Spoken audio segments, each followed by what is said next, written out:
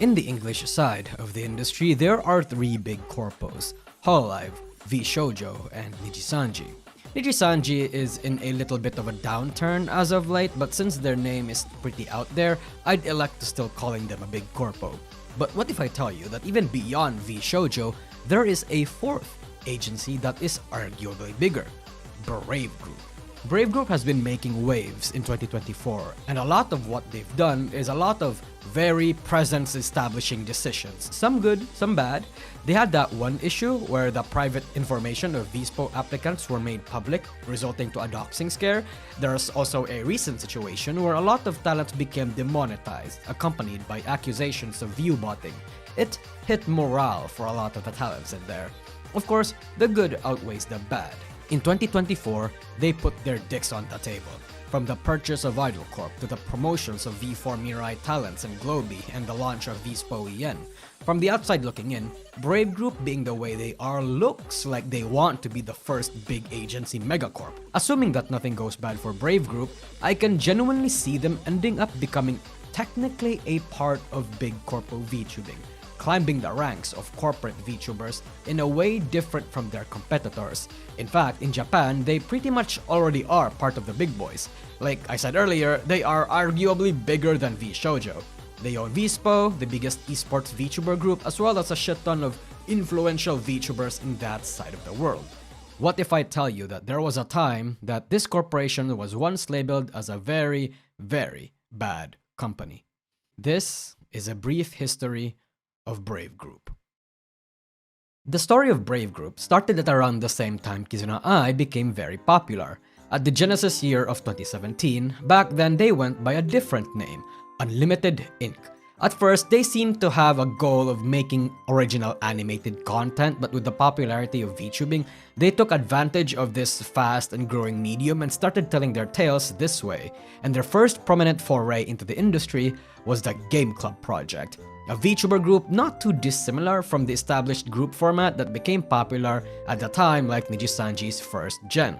The Game Club project was one of the most popular groups for its time, with each video gaining hundreds and thousands and often millions of views. I would like to think that the DNA of Hololive's famous animated skit series, actually got some inspiration from Gameboo Project's skit videos. It's just a bunch of anime characters doing wild and wacky shenanigans and has its own episodic narrative, still within the realm of Kizuna Ai's format. Playing video games, doing skits videos, doing song covers. Their selling point is that they were a group, unlike the Four Heavenly Kings and a lot of other VTubers that did their content solo at the time. But their success was short-lived, as only a year after their successful conception, disaster followed. Their funny haha moments were not what they were most known for anymore, but rather the drama around them. A drama that set perhaps the biggest precedent in VTubing regarding the concept of replacing a person behind the VTuber. One that I would argue was a lot more profound than the drama that loomed over Kizuna Ai despite being bigger. Because while Kizuna Ai's drama was more known, there were actually no plans to replace Kizuna Ai as we know now. She was never going to be replaced by another person. In this situation, however, members of the Game Club project were. So, what happened? Well, back in April of 2019, a person who was at the time a voice for one of the characters in the project made vague tweets implying poor working environment. There were also a few deleted tweets that were more than just being explicit, also coming from other members, and overall it showed a very, very bad sign. At this time, PL talk was sort of forbidden in the industry still, but there were cases where exceptions were made, especially if their beloved VTubers were actually facing bad working conditions. As such, rumors spread about the conditions of Unlimited. People were up in arms, especially around 2chan and a lot of other Japanese forum sites. Eventually, the company did actually confirm and address the concern, apologizing to the people and saying that they'll do their best to fix all problems and concerns to make the working environment of the project as decent as it can be. The talents then resumed activities, but some members were still implying that practically nothing has changed. And later on in the year, on June, Miria, one of the members, her voice seemed to have changed. Fans noticed it very quickly, and it caused an uproar, and then another member, Haruto, and then eventually, everyone. It seems like Gameboo Project, instead of actually addressing internal issues, opted to just flat out replace the people behind the talents instead of giving them what they wanted. It was complete pandemonium over on social media. Mass unsubscriptions on the main channel, people screaming over on forum sites, to a point that at their peak of around 450 subscribers today, they only have around half of that left, and as their subscribers started bleeding, the new VAs kept going despite the backlash. The show continued. Some people still showed support for the project, but as you might notice, there is a substantial difference in viewership before and after the controversies. In multiple ways, I feel bad for the new talents because it was clear that a lot of people didn't really like it. Not necessarily because they hated the new actors, just that they loved the prior ones and preferred them. This was the culture of the industry at the time, and the companies did not know it. They had an uphill battle the moment they joined this company, and they had to bear the backlash to the chin and perform despite it all. They pivoted to streams to catch up with the rest of the industry and followed all the new trends, and eventually Unlimited would actually respond to the backlash by releasing this long document explaining that the reason why they did this is because their visions for their characters when they first started was that they were never supposed to be a VTuber. VTubing was a culture and a medium that they've borrowed to give birth to Kaede, Miria, and the others. They say that they weren't real VTubers in the sense that a VTuber performs in front of an audience to laugh with them and everything, but rather CTubers, character YouTubers. Unlimited wanted to have these YouTubers use the medium of VTubing in order to tell a story, some sort of a half and half between VTubing and storytelling. They apologize for not informing the audience of this sooner, and that yes, people will get replaced in the future too, particularly Kaede and Ryo, and that there will be more channels that follow this vision in the future. And of course, not a lot of people give a shit about this, because who cares if you wanted to tell a story and if you had a misaligned vision with the expectation people had with the term of VTubing.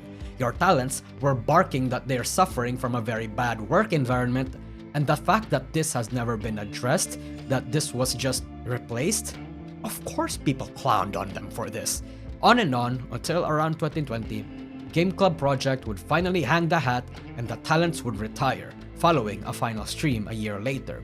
Several other channels under Brave Group also collapsed, and during this time, Unlimited still had other projects going on, such as Aogiri High School, which was their own spin-off of Game Club, a group that was still in the same universe of Game Club Project but featured different characters. They also still had Riot Music and Palette Project. At first, Unlimited wanted to rebrand their company like this, a company focused on storytelling through the medium of VTubers rather than just straight up VTubing, the same way Kizuna Ai made it. They had a channel, for example, called Tokyo Cinderella Story, who followed a love story type of scenario, and it wasn't really that successful. It even launched during the peak of the Game Brew controversy. They had Tiny Band Storia too, which is their attempt at VTubing Love Live, and alongside a few others. But then, the winds changed for Unlimited. They've now changed their name to Brave Group, and they seemed like they were biding their time. Because aside from Riot Music, Brave hasn't really done anything substantial, nothing to really make their names be known.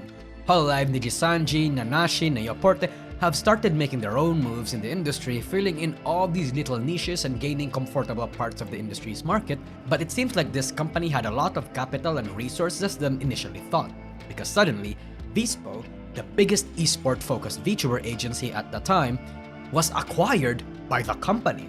Not just that, an old legend, Himehina, was also acquired sometimes later, being assured that nothing explicitly negative will come out of the acquisition. Apparently, after experiencing the sheer Western enthusiasm for Japanese media in AX back in 2023, the CEO was inspired to branch out to markets beyond Japan. They started branching over to China, Southeast Asia, the US, Europe, and everywhere else. Something changed in Brave Group, and it was a change that I don't think anybody in the industry ever anticipated. Brave Group said they wanted to focus their content to be narrative-based, something like a half and half between medium of VTubing and storytelling. But it seems like as they grew, that vision started to lose a bit of its meaning. But that didn't mean that the death of the Game Club project was not significant or mean anything, because not only did it teach every actor in this industry a lesson, it taught them specifically and personally that lesson. With the acquisition of Vispo and Himahina, narratives and stories stopped being their focus. As they grew, it seemed like the support of existing VTubers rather than cultivating new VTubers became the theme of their recent decisions going forward, helping established ones rather than fostering new ones. VTuber News Drop interviewed Brave Group CEO back in 2024, and I think the most striking answer he said about a particular question regarding the revamp of their brand is this. When asked about the changes to their business model and vision, he pretty much admits to reformulating it. Unlimited died. Brave Group was born. Some of the older people that watches my videos might recognize that this is not necessarily new or even special. In fact, this was pretty much the business model of Activate, the company behind Kizuna Ai and a shit ton of other VTubers and VTuber-related companies in Japan. Activate didn't necessarily create the VTubers that they had, they just partnered up with companies that own the IP or with the actual VTubers themselves. The company would allow them a whole list of resources in order to make them make their VTubing activities a whole lot easier. But whereas Activate's management structure collapsed after countless of VTubers withdrew from their services and after the Kizuna Ai drama, Brave Group was able to thrive by keeping in touch with the culture of VTubing even beyond Japan, by adapting fast with the trends and with strategic acquisitions of agencies that, according to them, needed a bit more tuning in their management. By picking and choosing the right times to put their dick on the table, Brave Group was able to make it through the great VTuber purge and survive, evolve even. And they've got a shit ton of money. More money than your average VTuber company can provide. Debuts, promotional material, and company infrastructure seemingly all streamlined. From merch assets and company PR, it's all very clean, all very organized from the outside looking in. Something much smoother sometimes than even the big corpos. But I don't want you guys thinking that they perfected this formula right out the gate. Because just like any pioneering VTuber company, even if they did have some experience backing up their rep in the Japanese side, they had their fair share of stumbles. Let's talk about V4 Mirai. It's important to note that V4 Mirai and all the EN agencies managed by Brave Group didn't start off as successful as they are now. Their first generation were relatively not known beyond the indie and ultra small circles. I said a long time ago that VTuber agencies don't usually pop off on their first generation. It doesn't happen until their second and third generations when they've started to smoothen their workflow, gain more talents, gain more experience, that the VTuber agency becomes more established, and V4 Mirai proves my point. Serena Maiko and Abi Kadabura were talented, underrated people. Their second generation also didn't really pop off either.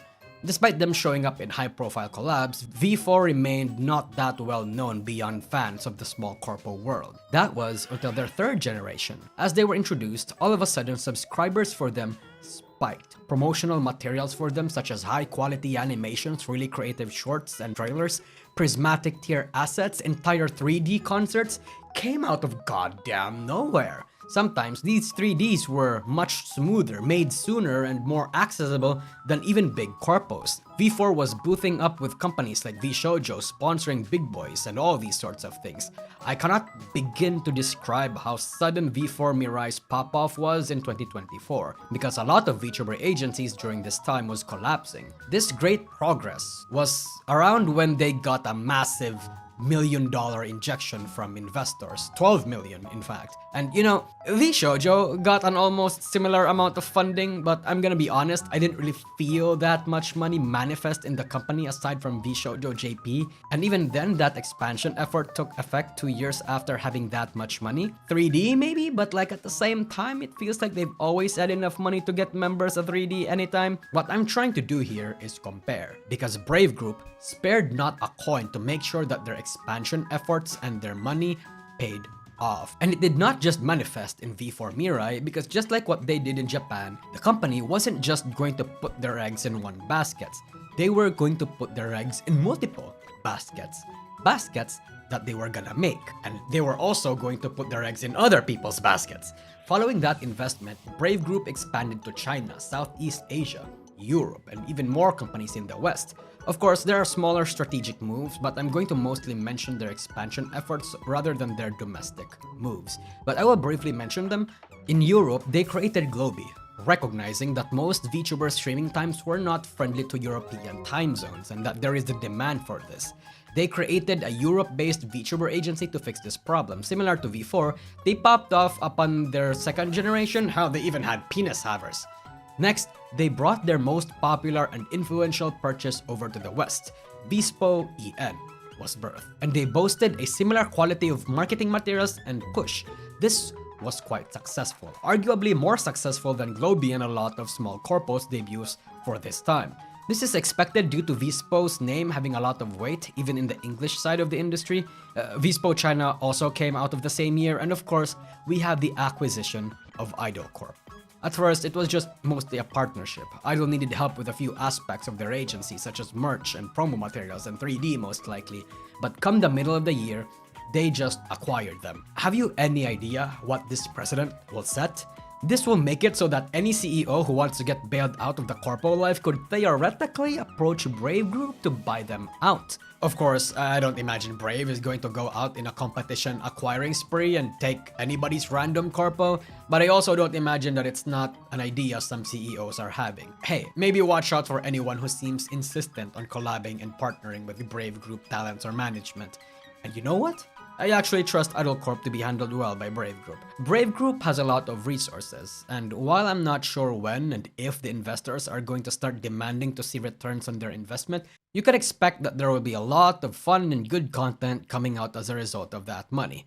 But a few people don't necessarily have the same positive sentiment that I do, and understandably, especially if you're a VTuber fan for as long as I have.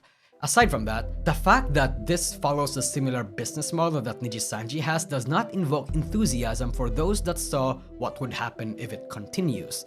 See, Nijisanji back then had a move of collecting a lot of VTubers rapidly in order to milk as much money from a lot of revenue streams, throwing multiple knives at the wall and hoping one of them sticks. This is colloquially known as the rapid-fire shotgun method, and Brave is doing that as well, but instead of collecting VTubers, they are collecting VTuber agencies. This is an established business move in a lot of other agencies and companies outside VTubing, so I understand the concern. While $12 million is a lot of capital, it's not infinite. The company is going to eventually need its own Gargura, its own Pecora Marine or Suisei, or Kuzuha, or have the agencies they own have consistent revenue and overall positive cash flow to justify future and current spending. Meaning that, unfortunately, if the boys and the girls in the company aren't profitable after a while, it's going to breed a lot of problems. For one, it could breed a certain and unavoidable type of favoritism, as the company would have to prioritize the more successful ones numbers-wise, especially since they just spent a shit ton of money for everyone and not all of them are finding the same result. Certain agencies, branches, or VTuber generations are going to be given not that much access to resources, which, again, could also breed a whole slew of problems on its own. Not just that, these sister agencies are competing with each other. Even if they are marketed towards different demographics, the reality of VTubing is that this industry is not that big yet in EN. Eyes and money are limited, and if you create or acquire multiple agencies and establish them in the same market, the agencies are still cannibalizing on each other. Good for the company, not good for the individual agencies. All the problems that Nijisanji had with the rapid-fire shotgun method, Brave is perhaps eventually going to experience, but on a non-local scale. Brave might experience a lot of problems. They are the first agency that has done something like this on this scale. They were a pioneer and they still are, and pioneers make a lot of mistakes. Still, my principle when it comes to VTuber agencies like this is that the agency life is not for everyone. All agencies have flaws that may be unique to them, and a lot of the time people under these agencies aren't going to have a universally good or universally bad experience. There are others that will love their time in an agency, and there are others that will flat out be traumatized from that same agency. I understand if anyone has the worst expectations out of any agency these days, especially ones that show even a sliver of a red flag, but I'm more on the optimistic side. Like I said, agencies can be unique, and while there's a lot of agencies out there that are just flat out predatory and weird, a lot of the surviving ones that you see now seem okay. Brave Group seems like they are one of these okay companies these days. They came out in the scene back in 2018, unfamiliar with the culture of VTubing until its norms and traditions, which were at the time unprecedented and undocumented, exploded on their face. And they learned from it. And I hope that the mistakes they are experiencing right now and in the future they will learn as well.